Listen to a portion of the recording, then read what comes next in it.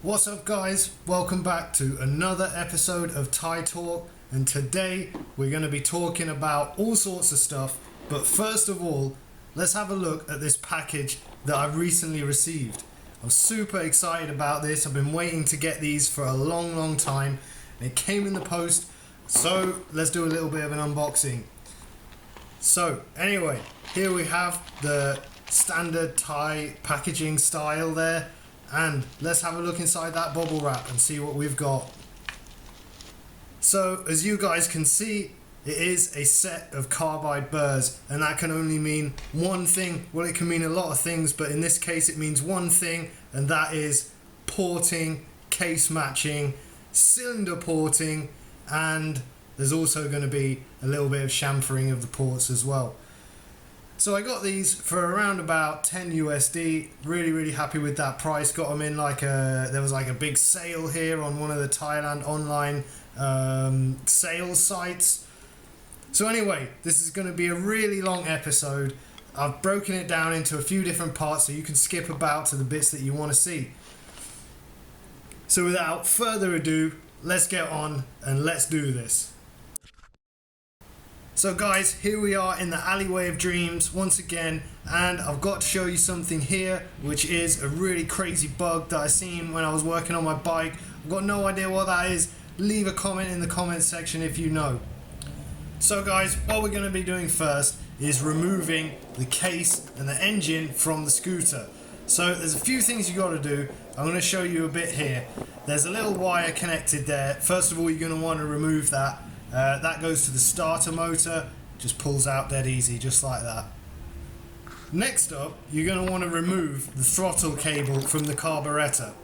Obviously that's connected to the rest of the bike, and you're not going to be able to remove the case with the engine unless the throttle cable is disconnected. So that's just a couple of Phillips head screws. In some cases it's an Allen screws, but either way, get that removed, put that to the side somewhere safe, and continue. Right, next up, I think it's probably important to remove the seat box so that you can access things a little bit easier. Now for me, with this Dio AF27, it's just two 10mm bolts, really easy to take out, and the whole thing should just lift out. There's some other parts as well, but I don't have them connected. So the next thing is there's some plugs that are going to need disconnecting as well. For me here, I have two plugs, one big one and one small one. I'm going to show you those in a moment, and here we go. So guys, there they are, hidden away, out the way a little bit. They're just going to want disconnecting and tucking away somewhere nice and safe, so that when you do pull the case away, they're not tangled up and it might cause loads of problems. If you do have trouble finding them, then just trace your wires back and you will find them eventually. So all you're going to need is maybe a screwdriver potentially, but I think I can get these out without a screwdriver. I'll just put this down because I need two hands for this, and then it's going to be a bit of a tug, and eventually they're going to come apart.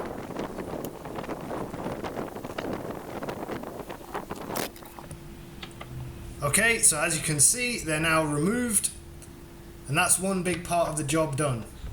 So as you can see, they are still connected by some tabs. So what you're going to want to do is again just trace it down, find the tabs. They should just bend out the way, and then you'll be able to pull the cable. And again, as I say, once you've removed it completely, as I'm struggling to do here as you can see, once it's removed completely, just tie it out the way somewhere. You can use some cable ties or just wrap it around something so it's safely tucked away. So guys, next you're going to want to remove the vacuum line. I think it's the vacuum line anyway. It's connected to the fuel pump and the case. So again, that's one thing that's going to need removing. And next up, as you can see, you're going to need to remove or disconnect the rear shock. Speaking of which, let's start to do that now. So obviously, as you can see, my dust cover is in the way. So I'm going to have to take that dust cover off first to gain access to the shock. This is probably one of the only downsides to having a dust guard, is that it can sometimes make it a bit difficult to access things. But in my case, it's just a couple of 10mm bolts, and as you can see, the dust guard comes straight off, and then we've got access to the shock. if I remember correctly, it's a 12mm bolt to get that off. And it comes off quite easy. Obviously, you just remove it and then lift up the back of the bike and it should come off. Just like you saw there. So guys, now we need to remove the bolt that holds the arm which connects the case to the frame of the scooter. And that is just a 17mm bolt. So you can obviously just use an impact gun like I have there, or there's other things you could use for that, but it's 17mm. I find the impact gun was the easiest. Next, as you can see, what I'm doing is removing the rear brake. That also connects to the front end of the bike, so that's going to need to be removed as well. So as you can see, there's quite a few little things that do hold the case to the rest of the bike. You just need to go through and find all of those things, and eventually you'll get it. Now you can see, next I'm removing the exhaust, the very rusty exhaust. And actually, I have some really great exhaust related news coming up soon, so keep your eyes on the channel for something very, very interesting. Right guys, so now that's the exhaust removed, that is the brake cable removed, that's the shock removed, that is the throttle cable removed, and pretty much there it is. This was really hard to get out, I have to admit, so I would say just make sure you've got like a hammer or something like that, a rubber mallet, just to knock it through. But eventually it came out, and that is pretty much it for this section. So I'll see you in the next section where we're going to be disassembling the case and the engine. Okay guys, so here we are in my workshop, aka my kitchen, on my kitchen table. So as you saw earlier, I've gone ahead and I've purchased these carbide burrs, and they're really great value for money. They're very, very sharp. They are super sharp. I think they're going to be really great. I also got this set of picks. This can be used for marking out things, also like pointing out stuff, that kind of thing. I also got this set of files as well, because we're going to be chamfering the ports in the cylinder. And I just got some extra microfiber cloths. I've got some multi-lube here. This stuff's just the same as like WD-40, something like that, but really good value for money. I've got my favorite, all-time favorite carb cleaner and some pure alcohol. This is some Thai pure alcohol, apparently, anyway. It works good, I like it. Okay, so I've got some tools here. This is all I should need, which is like a little socket set and screwdriver. And of course, here we have the case. So first of all, I'm going to remove the kickstart part of the case. Then, of course, I'm going to remove the clutch and the bell and the pulley. And then this is going to have to come off that and that. So I guess we might as well get on with it. Obviously around the back there, you've got the fan and this little part here. So guys, let's start removing all these bits. Obviously you've seen me do this many times before, so I'm just going to fast forward it through in case you haven't seen it. So as I said, we're going to start with the kickstart case, and that is just a set of 8mm bolts. They come out nice and easy. I only keep 3 in there because I don't think you need all 5, and it's a bit quicker to take it off when you need to. Off that goes. I would advise that you have somewhere to put all of these pieces, because there's going to be a lot of bolts, nuts and all sorts of stuff coming off of this case. So find yourself, I've used a little bit of bubble wrap there, as you can see in the background, and I'm just going to put all my stuff there, and then I can easily move it away from the table once I start working on it. So guys, as you can see, I'm just removing the dust guard once again. As I said before, it's just a couple of 10mm bolts and off it comes. So next we're going to start taking the shrouds off. One side of that I just took off is an 8mm bolt again. Next up, we're just going to buzz off the 2 main bolts that hold all the CVT parts on. As I've mentioned before, that's a 14 for the clutch side and a 17 for the variator side. So guys, now what we're going to do is we're going to move round to the back side of the case, and we are going to remove the fan. the fan is held on by 4 8mm bolts, and they can be a bit tricky to come off. They can be quite tight, but as you can see, comes off pretty easy, and once it's off, just put that to the side with the rest of the stuff.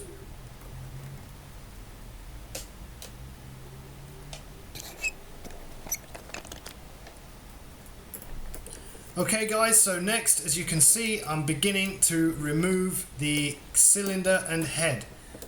The cylinder is held in by 4 10mm bolts, and of course that should be nice and tight from the last time that it was done up. But again, once you've cracked it, it should come off really easily, as you just saw like that. And here it is. You can see there's a little bit of gasket paste left over. That can be cleaned off before putting it back together. Okay, so I've also removed the intake manifold. That's 4 bolts, and that varies in between brands. So here we are, ready to have a look at what we're going to do as far as porting. First of all, you can see from here that there is a lot of work that needs doing to the boost port. You can see that the boost port on the new cylinder is huge, and compared to the stock cylinder, you can see that we're going to have quite a lot of work to do.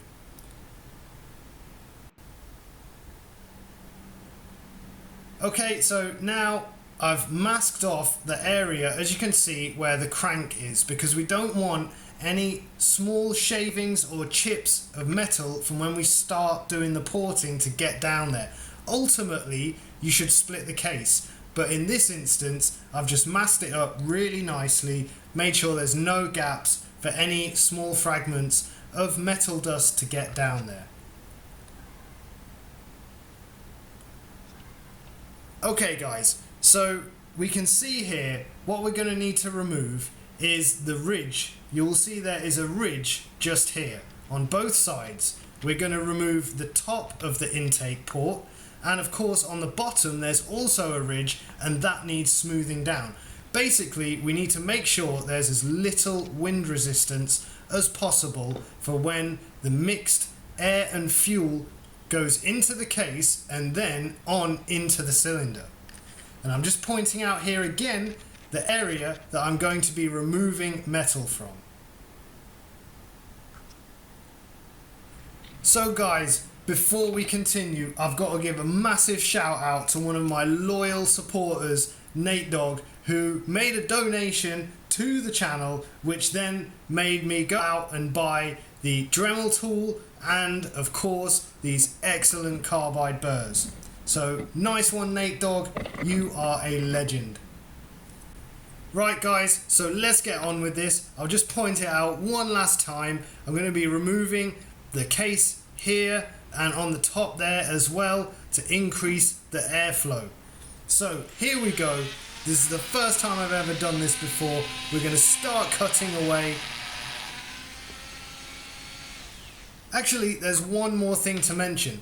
Have a little cup of some WD-40 so that you can dip the carbide burr bit into it.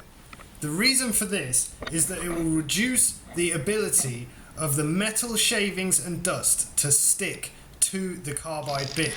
And if this happens, if it gets clogged up with metal shavings and metal dust, it's going to reduce the carbide bit's ability to cut as well as it should. So every now and then, just dip it into that cup and it will cut better. This is definitely one thing that I found. So guys, when you're grinding with your carbide burr, I will suggest that you don't stick in one place too long. You want to keep the bit moving so that it doesn't tear away and eat away big chunks. So that's tip number 1, guys. Another tip, unlike what I did when I started, before you start, make sure that you cover up all the holes with some masking tape. This is really important because you don't want all of the metal shavings and metal dust from the carbide bit to go into these holes. It's just going to cause problems in the long run. So before you start, mask it all off.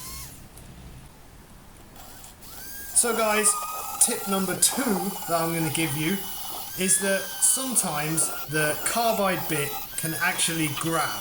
And by that I mean you'll be nicely going along and just taking it away really, and then all of a sudden it will just bite and start bouncing around. In this case, make sure that you're holding the tool, whichever you're using, really firmly, because if it does bite, it won't bounce around and damage the carbide bit. So, as you can see from the video, I'm actually taking quite a lot of material off. This is the kind of amount that you want to lose, and just make sure that everything flows naturally. So guys, here we are in the case matching section. As I mentioned previously, I'm going to use the gasket to mark out how much needs to come off. So again, just let the carbide bit do the cutting and make sure everything flows naturally. By this, I mean that you don't want to remove all the metal and still have really jagged edges. So just make sure everything flows, you don't have any jagged edges or ridges or anything like that. It's all smooth and the gases are going to travel really nicely up this boost port. So I've changed the angle a little bit so you can see more about what I'm doing here. It's a very steady angle from the lower part of the case going up to the top where the cylinder will sit. Now, there are other ways of doing the boost port case matching, but for this instance we're just going to be using the carbide burr to gain that really nice angle going straight up towards the cylinder. And again, just make sure you take a little bit off at a time. There is a possibility that sometimes if you're taking large amounts out that you can break through to the back of the case. And if that happens, then you're in for a whole load of troubles. So just go steady, take off a little bit at a time, inspect it, and make sure that you're not going too deep. So guys, here is a closer look, and you can see that I've kept everything nice and smooth. There's not too many ridges, although there's two there, but I'm going to just try and iron them out a little bit. But for now, I'm pretty happy with this. So guys, now we're going to move on to the cylinder port chamfering section. For this, you're just going to need a file and a nice steady hand. It's very important to do the chamfering of the cylinder, so let's take a look at how I'm going to do that. So this is the chamfering of the cylinder port section of this video. The reason why we chamfer the inside ports is because often they're very sharp and don't have a great grip. The cylinders don't always come perfectly cast. What can happen is if they're very sharp, the rings on the piston can sometimes catch and take big chunks out of the cylinder. So by doing this, what's going to happen is that we're going to take that sharp edge off, and then there's going to be less chance of the rings hitting the edges of the ports. As you can see, I'm just using a small round file just to get the very edge of the ports down a little bit. And sometimes they might need a little bit of reshaping, and that can also be done here. My advice is to go round and do the bottoms of each of the port, and then flip the cylinder, and then do the tops of each port. You don't really need to concentrate on the sides unless the casting has some issues. But for me, with this cylinder, I just need to mainly concentrate on the bottoms and the tops, because of course that is where the rings and the piston are going to travel past the most. Now, this isn't a difficult or time-consuming job. It should take around 45 minutes to an hour, depending on the cylinder itself. Now guys, you won't be gaining any power from this, but it's just something that's going to prolong the life of your piston and the rings and the cylinder itself. So just take the time. If you're going to be doing cylinder porting and case matching and all that kind of stuff, you might as well do this little job as well. As I say, it doesn't take too long and it's worth the time invested in doing it. I don't know if you guys will be able to see in this video very clearly what I've done here, but I've just made those edges a bit more chamfered, and I think that's a job well done. I think that's going to help out in the long run. I'm quite happy with how this turned out, so I guess now we can move on to the next section. And of course, as with everything on my channel, if you ever have any questions, feel free to ask in the comments section and I'll do my best to help you out with that. Now I'm just using the light from my phone to try to illuminate it a bit more. You can see a little bit there how the chamfering has affected the inside ports of this cylinder.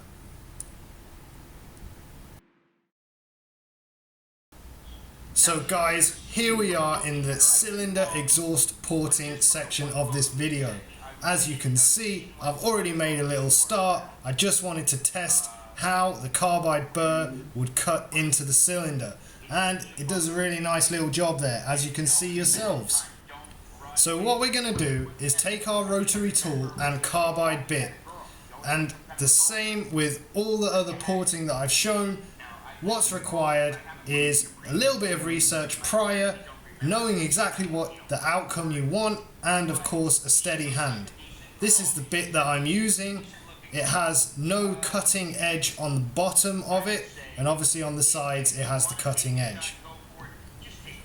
So let's take a look at how I've done this exhaust porting. As with the other stuff as well, I'll mention, don't stay in one place for too long. Keep that rotary tool moving. This is really important.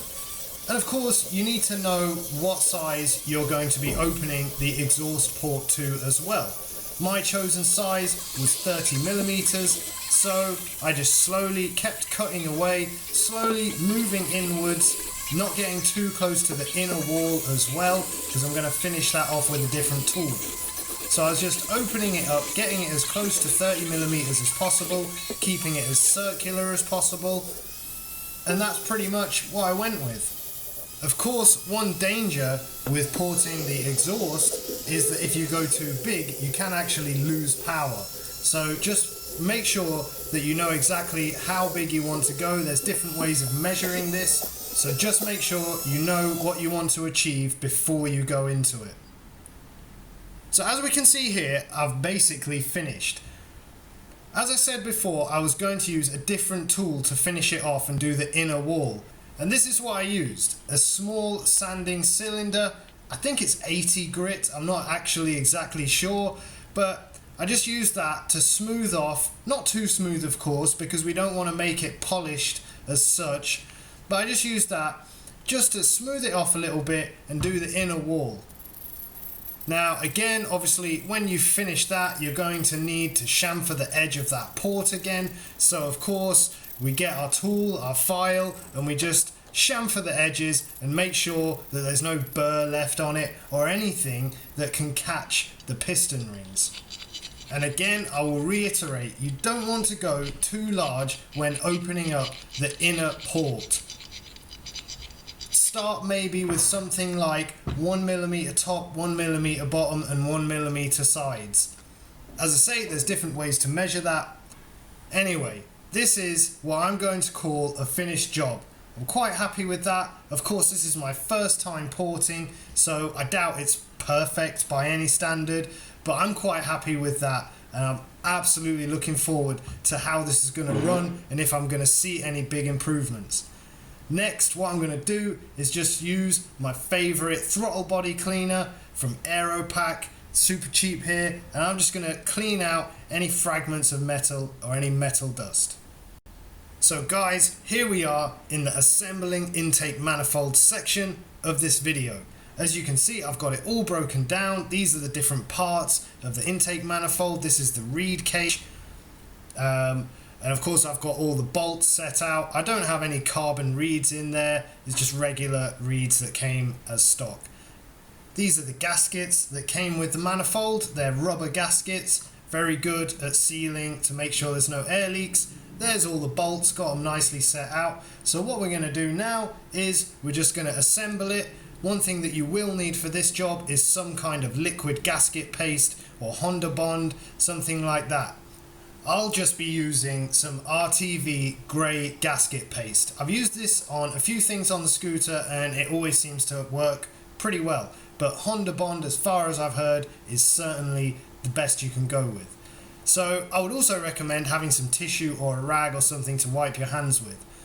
So as you can see here, I'm just spreading it. First of all, I spread it on the bottom side of that, placed it, got the placement right, and then spreading it on the top side. And then of course you can fit the reed cage into there. Maybe get it the right way round, of course. That would be pretty important. Now, I will say that this is the first time I've done this. When I bought the intake manifold, it was all assembled, so I just put it on. But someone mentioned to me it's really important to make sure that everything is sealed up really good. So this time, when I did it, I thought I might as well go all out and get everything sealed up real nice to make sure there's no air leaks, because air leaks can lead to a really difficult tuning process. So making sure everything's sealed is super important. Okay guys, so next up what we're going to do is just put all the bolts in. As you can see, I'm using an Allen key to do this. Maybe some other intake manifolds don't use an Allen key. This one is from TWH and it does need an Allen key. I don't remember exactly what size. I think it's probably 6mm, maybe, but that's what I use anyway. As you can see, just rub down any excess gasket paste once you've tightened the manifold down. Okay, so we are into the case reassembly, and you guys have seen me do this 100 times, maybe not 100 times actually, but you've seen me do this tons of times before. I thought I'd just leave it in here in case this is the first time you've seen any of my videos, so you can have a look at how these usually go together. I'm only really mocking this up. I'm not doing it properly for now, because obviously it'd be better once it's actually back on the scooter to tighten everything down properly. Mainly, I just wanted to make sure that everything was present and everything fitted nicely. I'll just quickly run through what I'm using for the CVT side of things. It's a TWH 92mm variator with 7g roller weights all round. It's a Koso clutch, a Koso clutch cover, and a Koso pulley. These aren't the most expensive, but for my early stages in learning, I think they did the job quite well.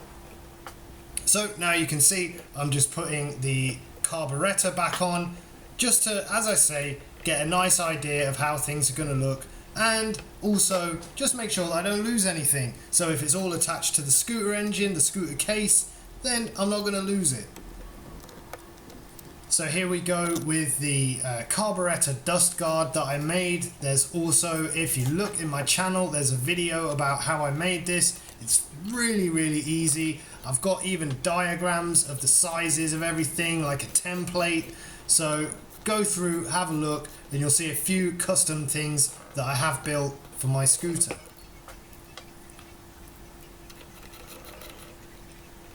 The pipes there are just for the overflow and the oil breather.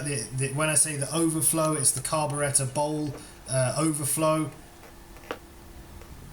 I did have a few issues with that a while ago, and it turned out that the problem was it was the float level. So I just adjusted the float level and it seemed to cure the problem. So as you can see now, we're getting done here. We're getting close to finishing. Just gonna finish off putting everything together. Now we'll just move round to this side of the case and I will fit the fan, the shroud fan. Really important bit of stuff. If you don't have this, your scooter's gonna overheat and it will probably not be very good at all. So there we go, everything is assembled now. So guys, here we are in the engine reassembling section of the video. The first thing that we need to do is make sure that this area around where the case meets the cylinder is super clean. You need to get a really good bond in between the gasket and the cylinder. So you can use, as you saw me doing there, craft or skill knife blade and just get it all cleaned off anything that doesn't want to be there. Next up, follow up with my favourite of grits of sandpaper, which is 600 grit. And just make sure it's really clean, get rid of any oils, get rid of any leftover gasket. The cleaner you get it, the more chance you're going to have of having a really great seal and not having any air leaks whatsoever. So guys, next I'm going to be placing my gasket. What I'm using is a 1mm metal gasket.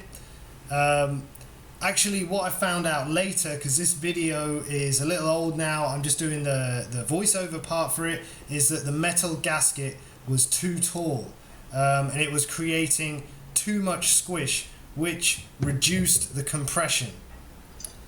Anyway, there's the gasket on. You can use the same technique for a paper gasket. Just make sure you get your RTV or your Honda Bond on there, and there's the cylinder on. Before putting the cylinder on, it's super important. Please let me say this, it is so important to make sure that you have two-stroke oil all over the cylinder wall and the piston and the rings and the wrist pin and the needle bearing, to make sure that when you start that engine for the first time, it's going to be coated in oil and you're not going to have any overheating or scratching issues. Now, what I'm doing here is just removing the head gasket. Because I've put the 1mm base gasket in, I'm going to remove the head gasket. So I've used a bit of my RTV paste because I don't want the squish to be too high with that additional head gasket. But again, as I mentioned, what I do in the future is actually remove the 1mm base gasket, go with a paper gasket and the head gasket together, and it actually works really great. Something that you guys at home can also do for a little bit of extra sealing is you can put a little bit of the RTV paste or your Honda Bond on the threads of the head bolts. That'll help to keep them tightened and keep them down. Often, once you've tightened them down the first time and you started your engine and you've driven your scooter a little bit, sometimes they can come loose. So something to bear in mind is after you've ridden your scooter and it's warmed up or whatever, double check the tightness of those head bolts. Something else to consider is when tightening them, make sure you go in a crisscross pattern. Right, here we are in the final overview. This is the case and cylinder and shrouds and everything all put back together, ready to go back onto the scooter. I would say this has actually been a really difficult job. I would certainly say if you want to do this, research beforehand, make sure you know what you want to achieve, and then just go for it. Anyway guys, this is it. So I hope you enjoyed the video. Like, comment, share and subscribe for more Thai Talk two-stroke life from the land of smiles, also known as Thailand.